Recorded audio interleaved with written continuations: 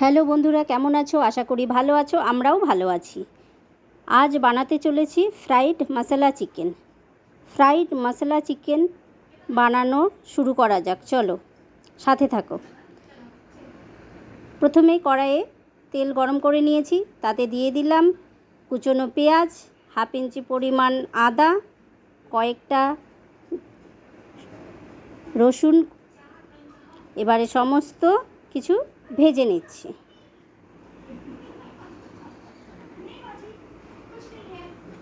রসুন, পেঁয়াজ আর আদা ভালো করে নেড়েচেড়ে ভাজছি। তার মধ্যে দিয়ে দিলাম 6-7টা শুকনো লঙ্কা।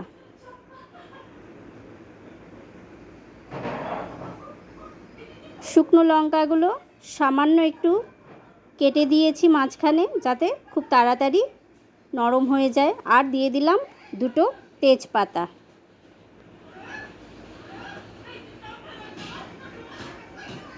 এবারে দিয়ে দিলাম হাফ চামচ পরিমাণ সাদা জিরে।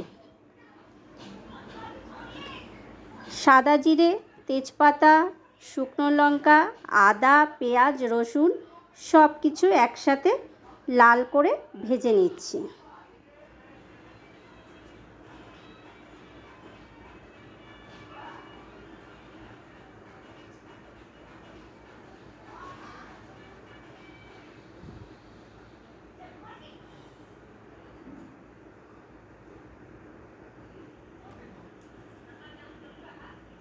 দেখো, ভাজাগুলো আস্তে আস্তে কালার চেঞ্জ হয়ে গেছে।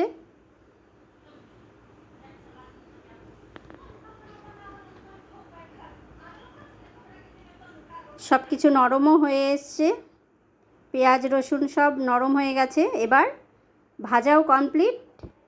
একটা প্লেটে তুলে নিচ্ছি সমস্ত কিছু। এদিকে আদা, পেঁয়াজ, রসুন, কাঁচা লঙ্কা, গোটা জিরে সব নিয়ে নিয়েছি। এবার এগুলো সব মিক্সচার গ্রাইন্ডারে দিয়ে দিচ্ছি। একটা মশলার পেস্ট বানিয়ে নেব। এদিকে কড়াইয়ে আলু ভাজতে দিয়ে দিয়েছি। আলু ভাজা হচ্ছে। আলু ভাজা হয়ে গেল। এবার নামিয়ে কড়াইয়ে দিয়ে দিলাম 2টো তেজপাতা। এবারে দিয়ে দিচ্ছি কুচিয়ে রাখা পেঁয়াজগুলো আর কয়েকটা গোটা রসুনের কোয়া।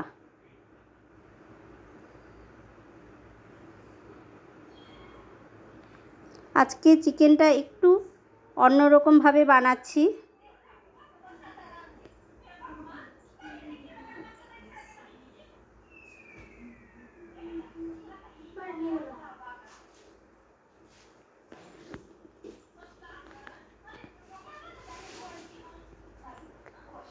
যে মশলাটা পেস্ট করে রাখলাম সেটা দিয়ে দিলাম। পেঁয়াজের সাথে কাঁচা মশলাটা নেড়ে নিচ্ছি। বন্ধুরা, আমরা কিন্তু 2টো পেস্ট বানিয়েছি। একটা তোমরা দেখতেই পেলে, কাঁচা সমস্ত মশলাগুলো দিয়ে একটা পেস্ট বানিয়ে নিয়েছিলাম, সেই পেস্টটাই এখন দিলাম।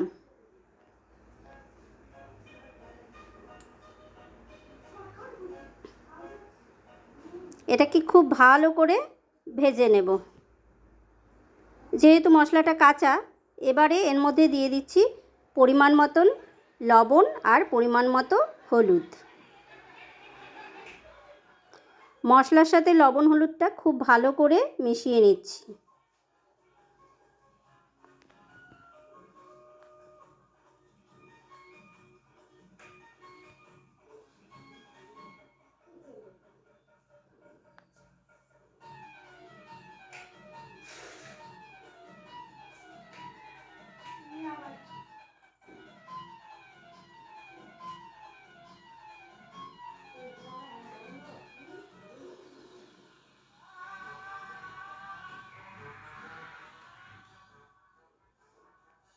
দেখো, মশলা থেকে তেল ছেড়ে এসছে।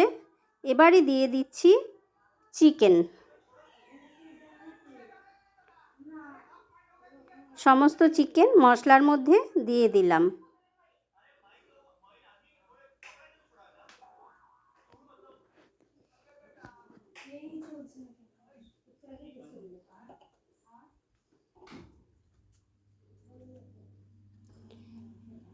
মশলা আর চিকেন খুব ভালোভাবে মিশিয়ে নিচ্ছি।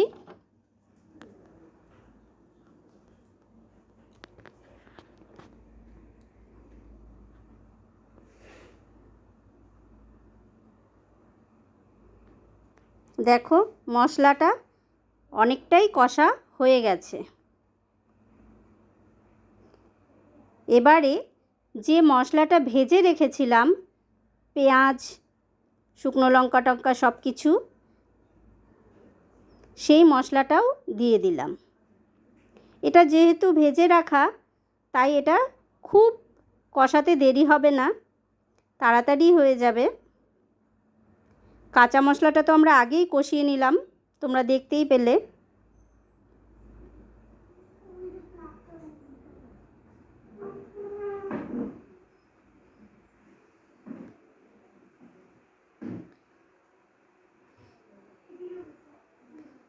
এই ভেজে রাখা মশলাটা দিয়ে এইভাবে চিকেন রান্না করে দেখো, খুব ভালো লাগবে খেতে।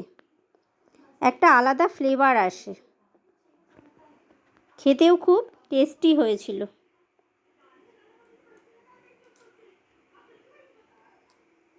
দেখো খুব সুন্দরভাবে কষানো হচ্ছে। এবারে দিয়ে দিলাম কিছুটা গোলমরিচের গুঁড়ো।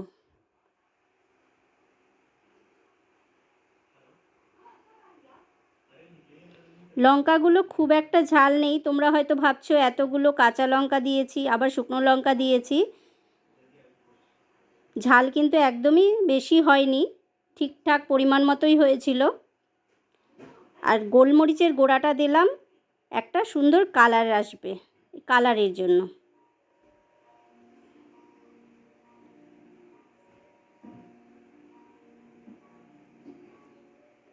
দেখো খুব সুন্দরভাবে সমস্ত কিছু একসাথে কষিয়ে নিচ্ছি।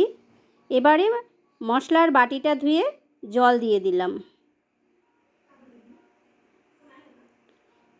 মশলার বাটি ধোয়া জলের সাথে চিকেনগুলোকে ভালো করে কষিয়ে নিচ্ছি।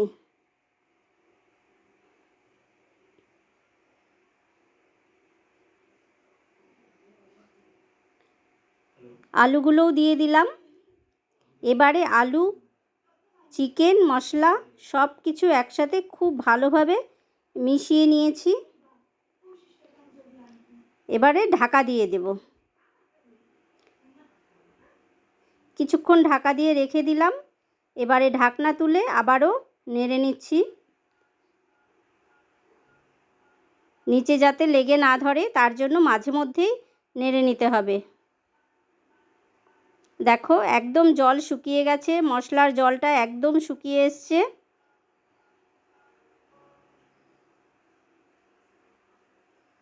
সুন্দরভাবে সব কিছু ভাজা হয়ে এসছে।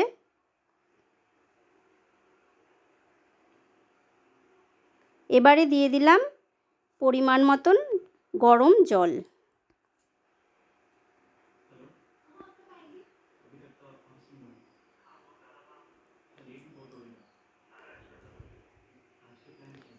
কষাতে কষাতেই মাংসটা প্রায় সিদ্ধ হয়েই গেছে, এর জন্য খুব একটা বেশি জল দিলাম না।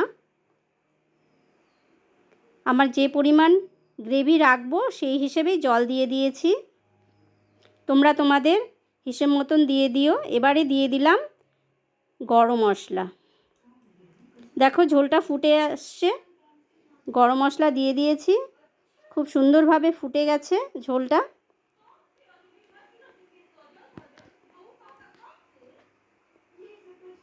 এবারে একটু ফুটিয়ে নামিয়ে নেব।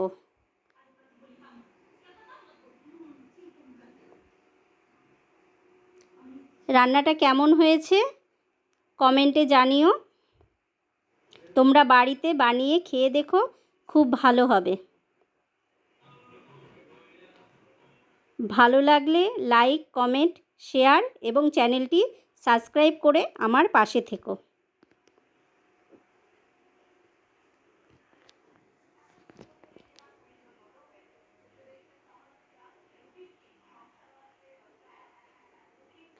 আমি যে পরিমাণে গ্রেভি রাখবো একদম সেই পরিমাণেই জলটাকে শুকিয়ে নিয়েছি।